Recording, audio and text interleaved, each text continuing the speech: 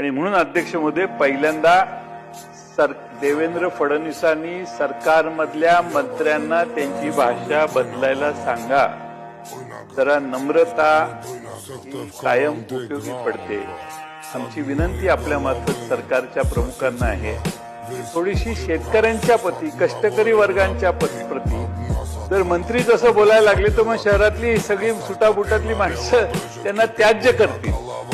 महाबीज प्रति हेक्टरी 9 किलोवर डल्ला मारतंय असं शेतकऱ्यांचं म्हणणं आहे. माझं पूर्ण होते ना, माझं संपत आलं की मी बसून ऐकतो, नंतर माझं भाषण होते ना.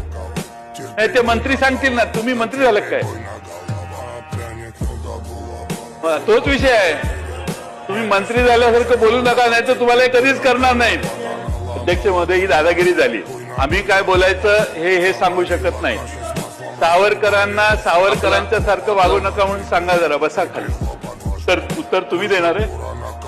मगाचपासून बसले आहेत अध्यक्ष महोदय, एकदाही या मंत्री महोदयांनी हातात पेन घेतला नाही, एकदाही.